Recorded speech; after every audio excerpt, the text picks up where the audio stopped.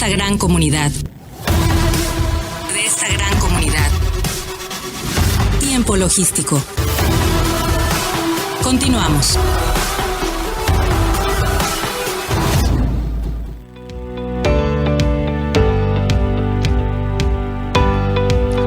Bien, muchísimas gracias por continuar con nosotros. Estamos aquí de regreso en Tiempo Logístico y muy agradecido, por supuesto, con todos ustedes que nos escuchan. Quiero darle la gran bienvenida a Grupo TAP.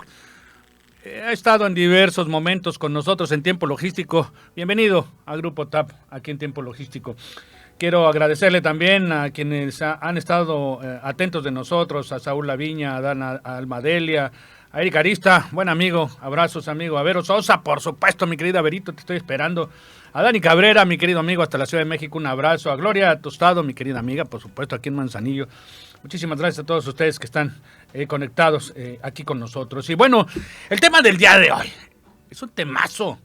El contraste entre el Istmo de Tehuantepec y el Canal de Panamá. Hay que verlo evidentemente con un especialista. Siempre procuramos tener a la gente que tiene mayor conocimiento en el tema. Periodista e investigador en la materia. Mi querido amigo, el doctor Hugo Gómez Smith. Bienvenido, mi querido amigo. ¿Cómo estás? Hola, buenas noches. ¿Cómo están todos allá por Manzanillo? Buenas noches a todo tu público. ¿Cómo estás aquí, Paco? Muchas gracias por contactarte con nosotros, por estos saludos. Evidentemente todo está muy bien por acá. Ya se está quitando un poco el calor, empieza la frescura y eso nos agrada también, por supuesto. Ya se pone bonito por acá y en otros lugares ya empiezan a sufrir el frío. Nosotros pues agradecemos un clima bien bonito en estos días. Pero evidentemente lo más bonito va a ser escuchar tu conocimiento al respecto con este tema del contraste entre el Istmo de Tehuantepec y el Canal de Panamá, sus diferencias, sus objetivos diferentes, en fin, los dos tienen un objetivo que es cruzar mercancías de un continente a otro. Sin embargo, pues queremos escucharte para ver de qué se trata todo este tema, mi querido amigo. Mira, buenas noches. Mira, para abordar este tema, yo creo que primeramente tenemos que entender el origen histórico del Canal de Panamá. ¿Cuál fue el origen por el cual se buscó esta vía y las tres etapas históricas por las cuales se atraviesa el canal? Obviamente que pasa por una muy triste, que fue el gran fraude del siglo XIX, que fue la construcción que fue cuando se formó la gran empresa del Canal de Panamá, que en su primera gran etapa quiso construir un canal al nivel del mar, Sí. Cosa que era imposible prácticamente porque pues Panamá está cruzado por el centro, por una gran cordillera y pues se presentaba una gran dificultad, cosa que no se logró y se fue un gran fraude que este tipo, Ferdinand de Lesseps, que fue el que formó la gran empresa universal del Canal de Panamá, pues incluso fue enjuiciado en Francia en 1880 y de ahí se declara en quiebra la empresa. Entonces, ¿qué es lo que sucede posteriormente? Se reanuda porque Estados Unidos le compra los derechos a la empresa y empieza a construir el canal en 1905. Tengo un dato, doctor, yo tengo un dato que cuando empezaron el tema de la empresa francesa, al inicio tuvieron muchas bajas de personal, porque se enfrentaban al dengue, que desconocían totalmente ese tema. Había el tema de lo que era la malaria. La malaria y el dengue, sí. Ahí se descubre lo que es la medicina. Ahí se descubre que la malaria quiere decir mal aire. Ajá. Ellos pensaban que la malaria venía de los aires del pantano. Y era la creencia que había. Entonces, ¿qué es lo que sucede? Pues gran parte de la gente que murió ahí, murieron alrededor de 25, 30 mil personas en la construcción del Canal de Panamá. ¿Por qué? Bueno, pues porque eran víctimas entre los derrumbes, la malaria, todo eso fue una hecatombe, porque inclusive se empezó a vender los cadáveres, fíjate, se vendían los cadáveres a las universidades para estudios. O sea, la primera etapa del canal, que es la etapa histórica, donde inicia desde la idea de este tipo, Ferdinand de Lesseps, él crea y lleva a cabo un congreso en París, donde se reúnen las mentes más brillantes del mundo para tomar una decisión, pero pues sucede como todo, ya estaba mayoriteado que él quería hacer un canal a nivel del mar y llevó gente que únicamente pues fueron a dar su aval. El que más información llevó ahí fue Estados Unidos. Estados Unidos ya tenía información de que era una obra titánica construir un canal al nivel del mar. Ellos ya sabían. Entonces inclusive en ese congreso se presentó el proyecto del Istmo de Tehuantepec por primera vez, se presenta en ese congreso, pero Fernández de Lesseps ya tenía todo arreglado para que le dieran el aval para construir en esa empresa en lo que es un canal al nivel del mar. ¿Qué es lo que sucede? Pues obviamente se topó con la selva, se topó con los ríos, se topó con todo lo que él no sabía. Él no era ingeniero, Fernández de Lesseps era un político, un diplomático, era una gente que nunca, no se imaginaba. Ella venía de construir el canal de Suez, pero el canal de Suez estaba a ras del mar y en arena, blandito y todo. No pensaba que se iba a encontrar con ese monstruo acá. Esa fue la primera etapa del canal. Y hubo un suspenso prácticamente, pues casi fueron más de 20 años que estuvo en suspenso entre negociaciones, etcétera. Pero te voy a decir una cosa importante. En Estados Unidos había el consenso de que se construyera el canal, pero en Nicaragua. Los estudios que hicieron todos los expertos en Estados Unidos les indicaba que el canal más apropiado, la zona más apropiada para construir un canal interoceánico era Nicaragua. Porque, ¿qué pasa? Nada más tenías que escarbar 38 kilómetros, era lo que tenías que escarbar, porque tenías 160 kilómetros, 130 y tantos de vías navegables que ya no había que ganar. Entonces, prácticamente era más fácil. ¿Qué es lo que sucede? Cuando se vende, cuando prácticamente entran en ese debate, Estados Unidos en el Senado de los Estados Unidos se había decidido por Nicaragua, pero paralelamente Panamá, la gran empresa, empezó a vender lo que le quedaba a otros imperios, incluso negoció con Rusia y con Inglaterra construir el resto del canal, o sea, lo vendieron en $40 millones. Finalmente Estados Unidos dijo, ¿saben qué? América para los americanos. Theodore Roosevelt fue el que tomó la decisión y dice, no, es la alternativa que vamos a hacer es construir el canal de Panamá. Para esto liberaron a Panamá. Panamá era una colonia de Colombia. Sí, entonces claro, contribuyen a la emancipación de Panamá, pero hay una serie de negociaciones porque ellos no nada más querían el canal, querían 10 millas, o sea, 8 kilómetros de lado y lado. Una franja bastante importante. Al cabo del tiempo se construiría lo que se llama la zona del canal de Panamá. Es muy importante para entender el presente. Por eso estamos hablando de esa parte histórica, porque para entender el presente hay que entender lo que sucedió en esa franja de 10 millas. Entonces, ¿qué es lo que sucede ahí? Se fue evolucionando a cabo del tiempo y Estados Unidos ve en el año de 1967, ahí se formó en esa llamada zona del canal una especie de apartheid, donde vivían ciudadanos de primera y los ciudadanos de segunda estaban afuera. Entonces, ¿qué es lo que pasa aquí? Que afuera había mucha pobreza y había muchas necesidades y los que estaban adentro de la zona del canal, que eran los ejecutivos, los militares y todos, vivían de otra manera. Estalla la situación en 1960 y tantos cuando un grupo de jóvenes van y plantan la bandera de los Estados Unidos en la zona del canal y hay un estallido social muy fuerte donde hay muertos. Y entonces Estados Unidos vio que esa situación al cabo del tiempo no iba a ser sostenible. Fue así que en 1977 se firmaron los tratados Torrijos-Carter para devolverle a Panamá en el año 2000 todo el control del canal. Ahí en Panamá había el gobernador, era una zona, un protectorado americano, donde nació gente, se hicieron ciudadanos. Incluso en Estados Unidos había el rumor de que se estaba generando una especie de socialismo en la zona del canal, porque había una especie de comercio que se daba ahí donde pues estaban muy favorecidos ellos, y entonces lo veían ya de alguna manera, y todos los americanos querían venir a Panamá a trabajar, ganaban muchísimo más que allá. Pues interesante introducción que se alargó un poquito, pero bueno, qué bueno escuchar esta parte de la historia, ¿no? Bueno, esto es necesario, Paco, porque cuando se da en la devolución del canal, hubo un debate en Panamá porque qué iba a pasar con esa zona. Y entonces muchos decían que se iba a ocupar para agricultura y ganadería, pero ya había mucha gente como Nicolás Ardito Barletta, que fue presidente de Panamá, que desarrollaron el proyecto de crear un clúster para servicios logísticos, que eso es lo que hay actualmente. Sí, claro. En esa zona en esa franja de 10 millas se construye y se generó un clúster para servicios logísticos de carácter global, que se empieza a generar a mediados de los 90, que que es cuando empiezan a devolverle a Panamá los territorios.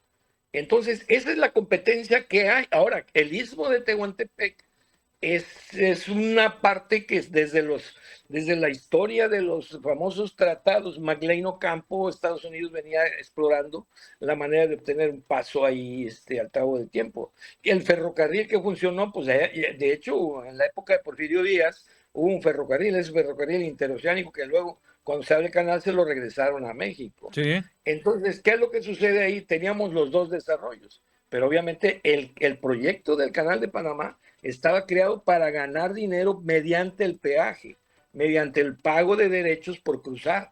Y acá nosotros tenemos una especie, pues, de vía que no es para nosotros. Mira, el proyecto actualmente que se ha generado alrededor de lo que es el istmo de Tehuantepec tiene tres vertientes. Una es para la carga, de pretendida carga de transbordo, que es un proyecto que a México no le beneficia en nada. El segundo proyecto es conectar al sureste mexicano. Y el tercer proyecto es los parques industriales. Mi querido amigo, tenemos que irnos a un corte. ¿Te parece Adelante. si regresando nos comentas el resto y esta parte de los parques industriales? De acuerdo. Vamos a un corte. Sí, claro. Por favor, no le cambie. Está usted en Tiempo Logístico. Regresamos. Somos la voz del comercio exterior. Tiempo Logístico. Permanece con nosotros. Esta gran comunidad. De esta gran comunidad. Tiempo Logístico. Continuamos.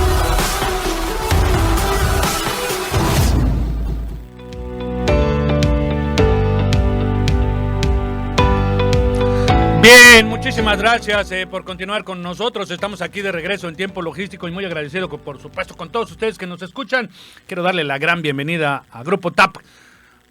Ha estado en diversos momentos con nosotros en Tiempo Logístico. Bienvenido a Grupo TAP, aquí en Tiempo Logístico. Quiero agradecerle también a quienes han estado atentos de nosotros, a Saúl Laviña, a Dana Almadelia, a Eric Arista, buen amigo, abrazos amigo, a Vero Sosa, por supuesto, mi querida Verito, te estoy esperando. A Dani Cabrera, mi querido amigo, hasta la Ciudad de México, un abrazo. A Gloria Tostado, mi querida amiga, por supuesto, aquí en Manzanillo.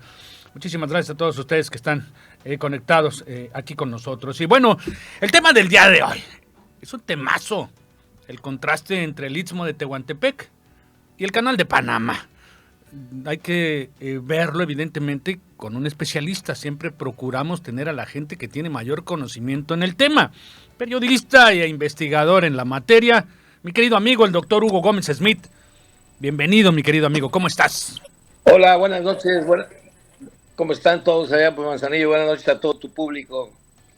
¿Cómo estás aquí, Paco? Muchas gracias por contactarte con nosotros, por estos saludos. Evidentemente todo está muy bien por acá. Ya se está quitando un poco el calor, empieza la frescura y eso nos agrada también, por supuesto. Ya se pone bonito por acá y en otros lugares ya empiezan a sufrir el frío. Nosotros pues agradecemos un clima bien bonito en estos días. Pero evidentemente lo más bonito va a ser escuchar tu conocimiento al respecto con este tema del contraste entre el Istmo de Tehuantepec y el Canal de Panamá, sus diferencias, sus objetivos diferentes, en fin, los dos tienen un objetivo que es cruzar mercancías de un continente a otro. Sin embargo, pues queremos escucharte para ver de qué se trata todo este tema, mi querido amigo. Mira, buenas noches. Mira, para abordar ese tema, yo creo que primeramente tenemos que entender el origen histórico del Canal de Panamá. ¿Cuál fue el origen por el cual se buscó esta vía y las tres etapas históricas por las cuales se atraviesa el canal?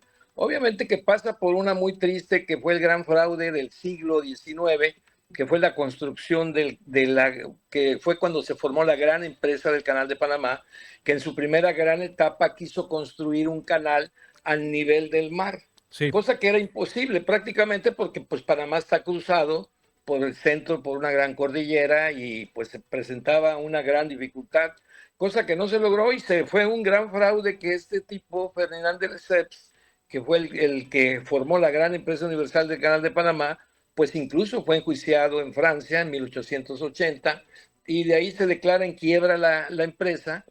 Entonces, ¿qué es lo que sucede posteriormente? Se reanuda porque Estados Unidos le compra los derechos a la empresa y empieza a construir el canal en 1905. Tengo un Lo dato, construyen. doctor, yo tengo un dato que cuando empezaron el tema de la empresa francesa, al inicio tuvieron muchas bajas de Bueno, personal porque se el, enfrentaban al dengue que desconocían totalmente ese tema, había el tema de lo que era la malaria. la malaria y el dengue, Prácticamente ¿sí? ahí se descubre lo que es la medicina. Ahí se descubre que la malaria quiere decir malaide. Ellos Ajá, pensaban que la malaria venía de los aires del pantano y era la creencia que había. Entonces, ¿qué es lo que sucede? Pues gran parte de la gente que murió ahí, murieron alrededor de 25, 30 mil personas en la wow, construcción del Canal de Panamá.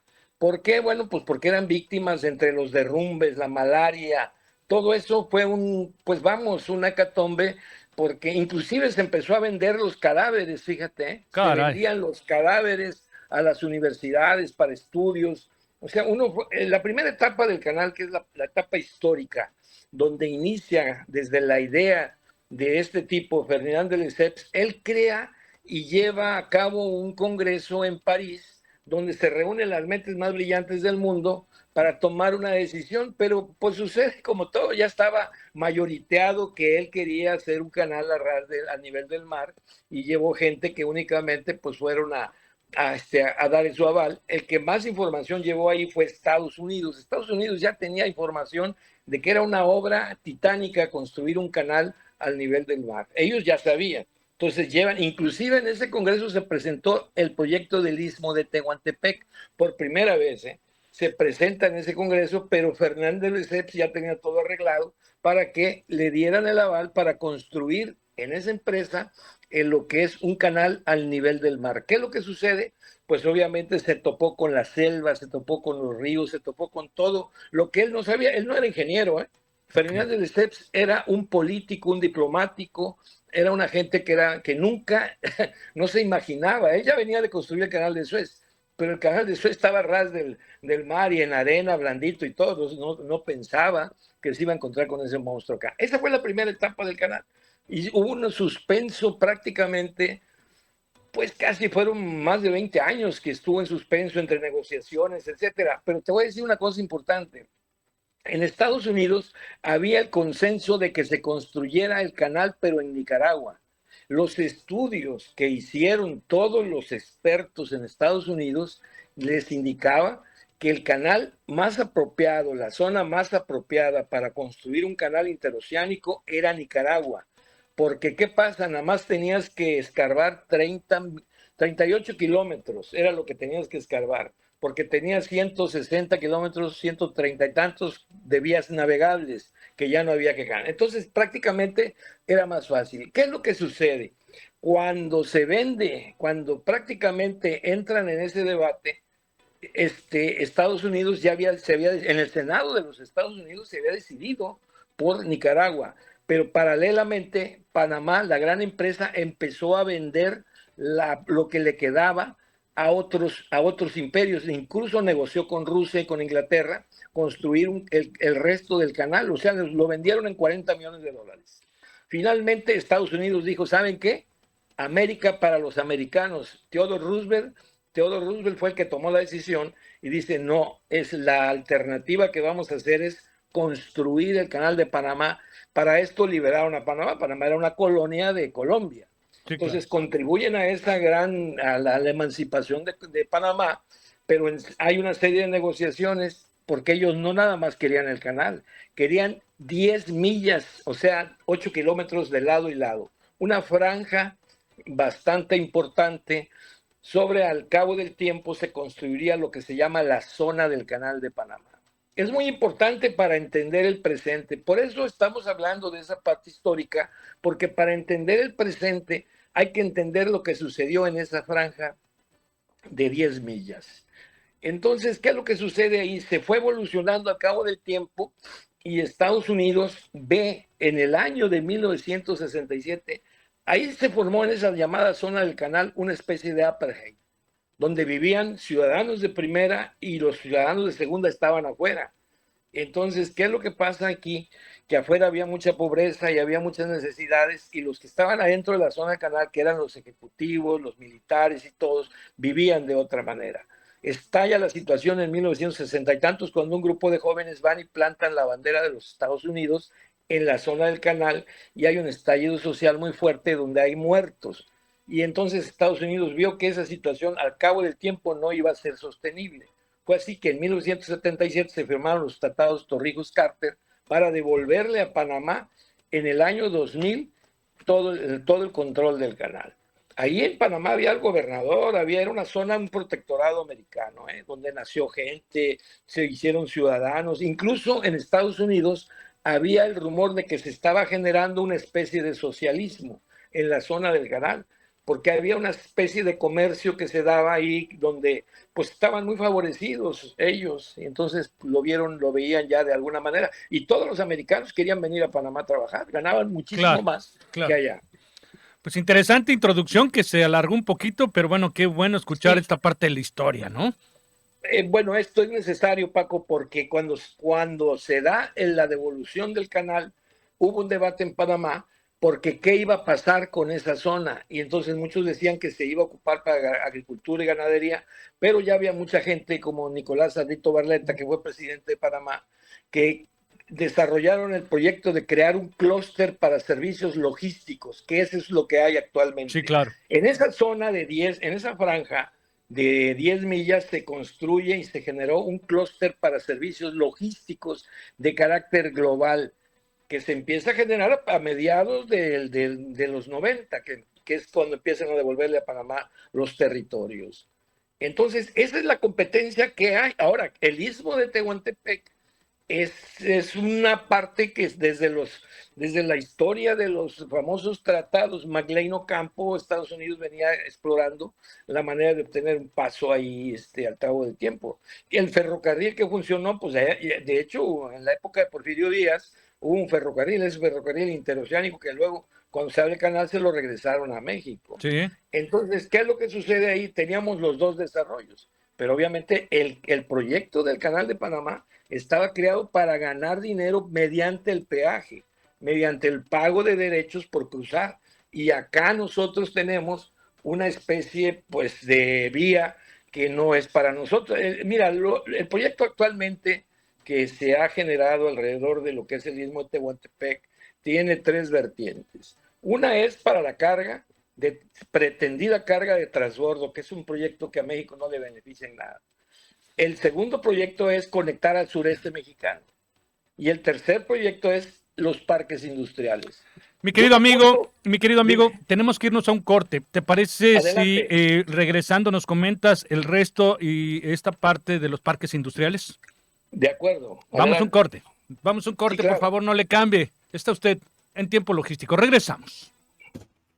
Somos la voz del comercio exterior. Tiempo Logístico. Permanece con nosotros.